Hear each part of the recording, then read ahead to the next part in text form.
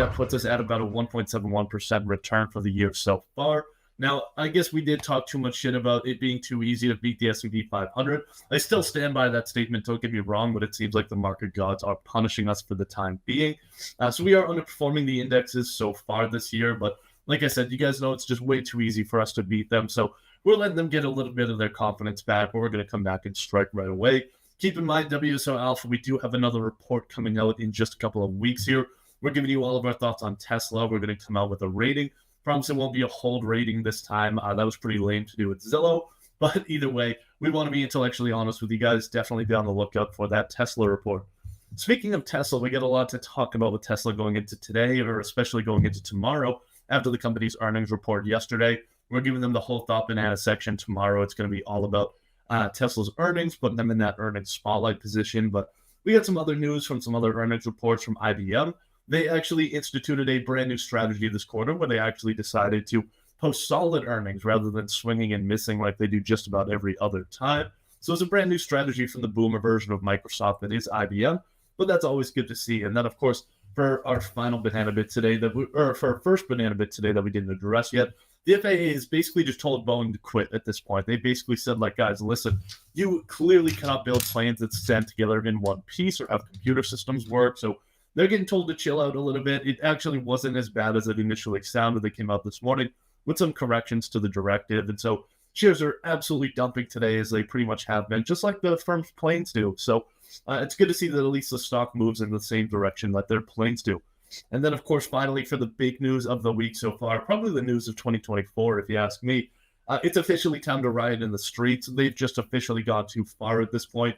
Senator Chuck Schumer of New York came out earlier this week and basically is inciting the federal government to take away the one true joy that we have left in our lives. And that, of course, is packing fat upper lippies with our Zyn. So the federal government is looking into action to get us to apparently stop having fun, stop ripping Zyns all day. I don't really know what could possibly be the motivation for that. But just like what they did with Juuls back in the day, they clearly just don't want us to have fun anymore. They're trying to take away our Zyns. We're going to be rioting in the streets. So definitely come and join our riot. We'll send you we'll keep you guys updated with all the details about that riot soon enough. But for now, let's just go ahead and dive into the macro story of the day. So not a whole lot came out yesterday or really earlier this week. Today we did get the US GDP report for the fourth quarter, so get excited for that tomorrow. Today we're focusing on the US Flash PMI produced by S&P Global. Now keep in mind this is the Flash PMI, so it's preliminary data. None of this is really confirmed just yet. This is kind of the initial reading for the month. I mean, it is the PMI data for January. We still have about a week or so left in January, so how could it be the entire thing? But either way, Flash PMI, the composite Flash PMI, considering both manufacturing and services, jumped from basically rose to a 50.9 reading to close out 2023, and then actually made a big leap to start out this year, jumping up to 52.3. For anybody that doesn't know, the PMI, or Purchasing Manufacturers Index, essentially what this does is it's a survey that's issued to purchasing manufacturers at these manufacturing companies, and they basically say, hey, how much shit are you buying this month, or how much new materials are you going to be purchasing this month? Because the purchasing managers at these manufacturing firms, of course, what they buy is raw materials. So if we see that increasing, if we see that they're buying more stuff than they had in the prior month, that means that they plan to be selling more in the future, which is obviously a great sign for the economy. The way to interpret this index, anytime it's above 50, that means that the manufacturing sector is expanding. If it's below 50, that means we're declining. And when we're talking about the composite reading, that factors in both manufacturing and the services sector, which is just the same thing, but for more service-based companies, obviously. And so this right here refers to the composite reading. That's going to be both of them together. But the real news was on the manufacturing side of things. So this was sitting at a reading of about 47.9 in December. Obviously, that means contraction. But for the first time in quite a while, in a good few years, since at least the beginning of 2022, we have expansion in the manufacturing sector alone, jumping to 50.3 reading in January. So keep in mind, like we said, anything above 50 represents expansion of the sector. And as you guys can see by this chart, this basically shows where the PMI has been over the past, a little bit more than a decade, 15 years or so. And as you can see, this tiny little blip right above that 50 line, that's where we are now. And that, once again, is showcasing that expansion. Again, great time for the manufacturing sector. Good for anybody who is fearing a recession, because An expanding manufacturing sector definitely does not tend to coincide with recessionary outcomes. But if we dive a little bit more under the hood, or if we dive a little bit kind of considering all things together, especially with the Fed meeting coming up this week, with the U.S. economy entering full Chad mode with both services and manufacturing expanding, that can get a little bit scary on the inflation side of things. So obviously it's good for recessionary odds because, like I just said, manufacturing expansion doesn't tend to coincide with recessionary outcomes, but it does tend to coincide with higher inflation. So that's the one thing that we're going to be fearing from this report, because the manufacturing sector and the services sector came in so goddamn strong. That's a really strong sign for an overheating or an expanding economy that could potentially be expanding too quickly. Definitely expect Jay Powell and the boys to be shouting this out on Wednesday of next week when we have that next FOMC meeting and that next rate decision as well. We're going to get that a week from yesterday. Everyone expects rates to be held steady. CME Group has about 2% chance of a 25 bip cut and 98% chance that everything's held just about the same. This report didn't change that really at all, but if anything, might put a little bit more risk to the upside that rates are going to be held a little bit higher going forward. Basically, the main takeaway here on the inflation side of things is it probably just slightly decreases the odds of rates being cut in March.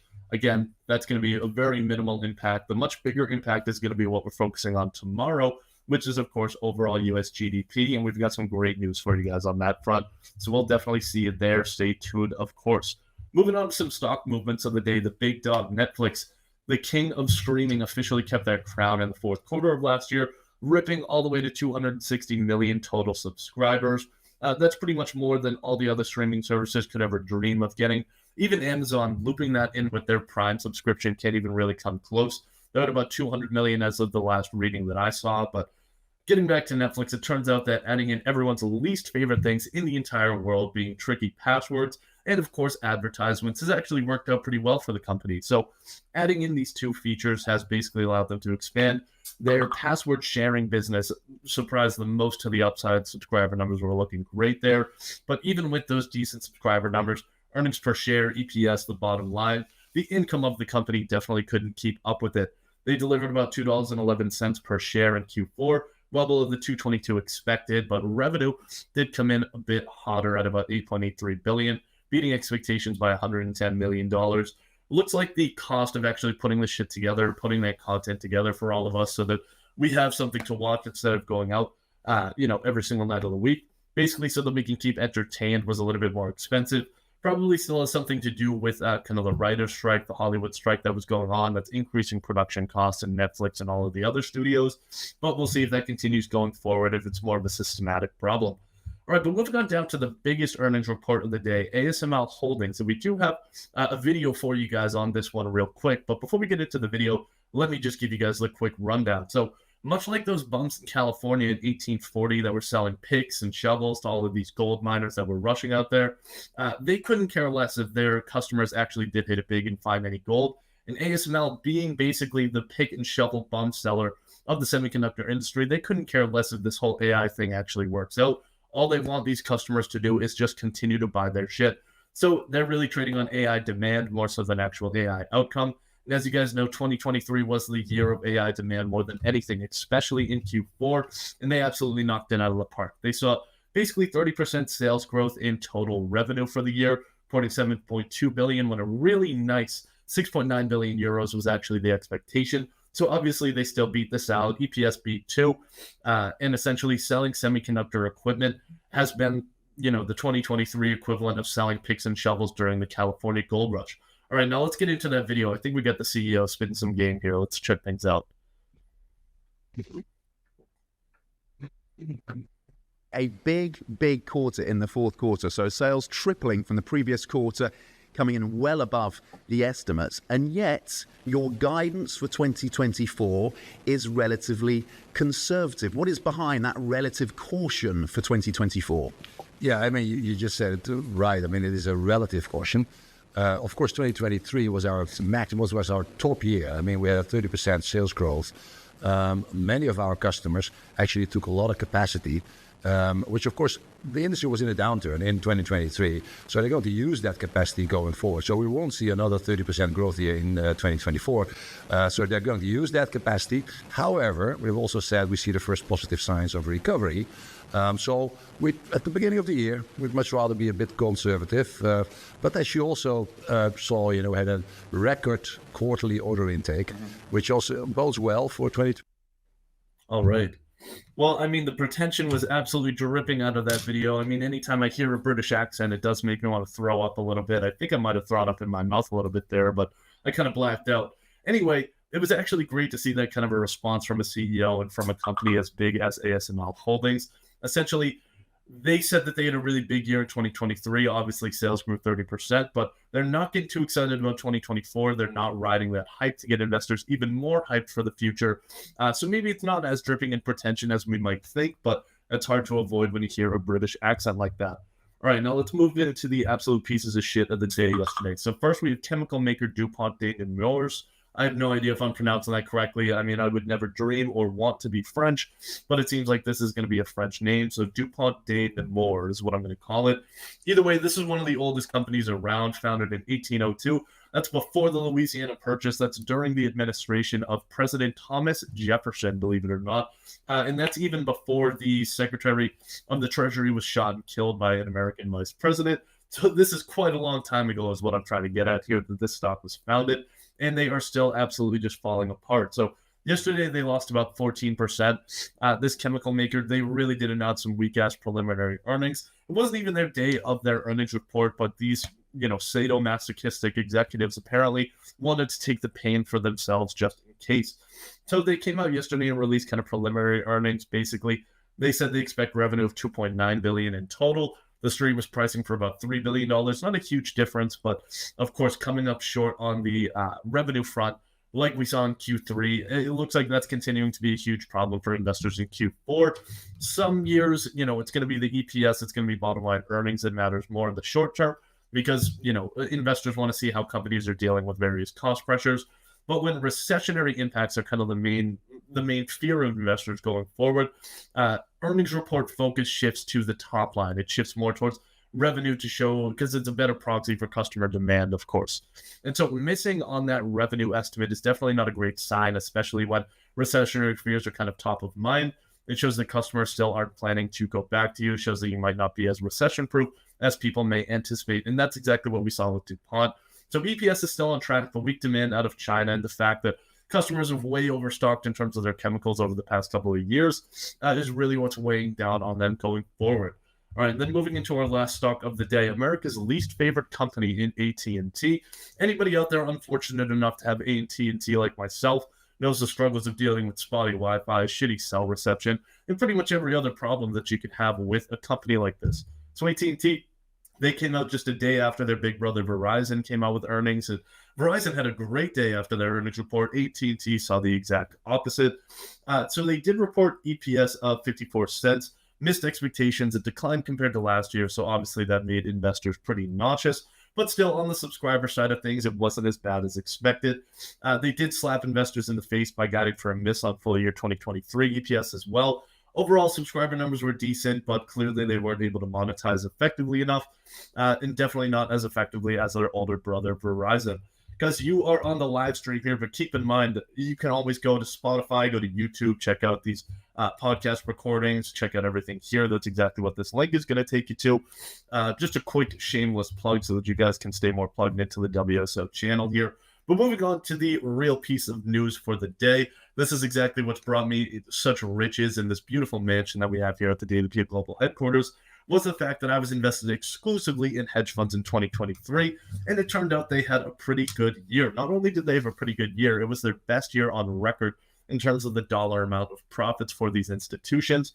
So let's dive into that in just a second. So anytime that you guys want to speed up that whole losing faith in humanity process, you know what to do. Just go ahead and check out what the latest hedge funds are doing. And that's exactly what we did in 2023. As conflict was boiling all around the world, wars are apparently the new mainstream thing to do once again. It's like it's in 1914 again, and we just want to get started with some violence. And hedge funds are here to make money off of it.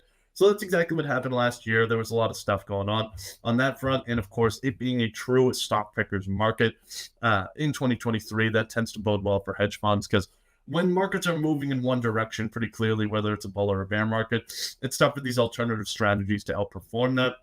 But when you have a year like 2023, clear stock pickers market, the Mag 7 lifting the entire S&P 500, that's when it's these guys' time to shine. So for this group of people that pronounce words like white and where as white and where, they did have their most profitable year on record. So according to Forbes, there's over 30,000 hedge funds globally. And yes, we know that 29,000 of those are exactly what we said here, lobotomized frat brothers pretending to have a job so that mom and dad can keep sending them their allowance, quote unquote temporary. But either way, what we're focusing on here today is going to be the top 20 of those hedge funds.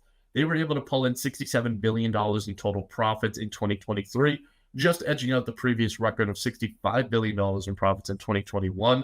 And at least now we have an answer to the question of war. What is it good for? Clearly, it's hedge fund earnings and hedge funds profits. So let's see exactly how they did it. Average return for the year was 10.5% for the top 20 hedge funds. For the broader market of all hedge funds in the United States, that is, the average return was 6.4%. All these numbers are according to Bloomberg, by the way. I don't think this is plagiarism by stealing their numbers and not dropping them as a link, but it's definitely according to Bloomberg here. So some of the top performers were TCI. I'm pretty sure that's like a fund for children. I don't know if it's charitable or what, but the C definitely stands for children. I'm forgetting what the T and the I stand for. Either way, Ken Griffin Citadel came up next with $8.1 billion. And now I want to throw up in my mouth once again because I'm realizing I forgot to put the dollar sign there. But trust me, that is in US dollars. All these other ones did pretty good as well. Pershing Square was not in sixth place, but we had to shout out our boy Billy Ackman, given all of the Twitter activity and stuff that he's blessing us with over on the Bird app. So these were the top performers minus Pershing Square, but again, wanted to show. Not to brag, but keep in mind the WSO Alpha portfolio did outperform that average of these hedge funds. We were at 32.23% in 2023, like we said at Stock Pickers Market. That's what we're here for as well. As you can see, the average return was 10.5% for those top 20 hedge funds. All right, so one of the biggest things that these hedge funds kept snapping up in 2023 was something called a catastrophe bond. Hearing that probably already has made you lose just about half of the faith in humanity that you had left. But it turns out it's not as bad as it sounds. So catastrophe bonds, aka CAT bonds, these are issued by insurers and they're purchased by investors. Basically, it's a way for insurance companies to kind of diversify the risk of a catastrophe. Essentially, what happens is these bonds are issued by insurance companies. They're sold to investors like hedge funds. And these hedge funds put up a certain amount of collateral that then accrues interest for the duration of that of the catastrophe bond. If the catastrophe happens, the hedge funds and the investors, they lose their collateral, and it goes to actually paying out claims for the insurance company. If that catastrophe doesn't actually happen, they simply just get their collateral back, just like any kind of regular bond. And so the insurance companies were selling these like they're selling water in a house fire last year, effectively. And hedge funds were snapping them up as fast as they can. So apparently not a whole lot of catastrophes happened last year. I kind of beg to differ with that, especially over the past couple of years. But either way, if we go ahead and look at their profit books, I mean, it's hard to disagree with that data and those dollars. So either way, great year for hedge funds in 2023. Shout out to all the fellas managing those funds out there that put me into this new crib. It's just me and Shohei Ohtani in here, like I said, the $700 million man. So if anybody wants to come hang out, definitely feel free to let us know. All right, and then, of course, finishing up with the investor quote of the day, Mr. Ken Griffin, who is the CEO of Citadel, which was, as you guys can see, the number 2 most profitable hedge fund in the United States last year. So obviously we had to go to our boy. He said, "We think excelling in investing comes from focus." This guy is also a true legend on Wall Street. First of all, he's one of the best money managers of all time. Second of all, you might remember him back in 2021 when there was some auction of the Constitution by Sotheby's. They were auctioning off a copy of the Constitution, and that Dow was trying to purchase it, and Ken Griffin came in at the absolute last second and stole it right from the hands of that Dow. That was one of the funniest moves of all time. Shout out to Ken Griffin for being an absolute scumbag legend on that front. That's the energy that we love to see. All right, that pretty much finishes it up for us today, guys. Make sure to leave us a rating and everything, but keep in mind that I will burn your house down if you put it as rotten as fuck. But with that in mind, just give us a rating. Tell us what you guys think, what we're doing great on, what we're doing bad on, and we'll see you tomorrow. We got an exciting daily peel and an exciting live stream for you guys tomorrow. We got GDP reports, we got Tesla earnings, and a whole bunch of other stuff going on as well. We can't wait to see you there. As always, happy trading, happy investing. Thank you guys for joining us. And thanks to you, my listeners at Wall Street Oasis. If you have any suggestions whatsoever, please don't hesitate to send them my way, Patrick at wallstreetoasis.com. Until next time.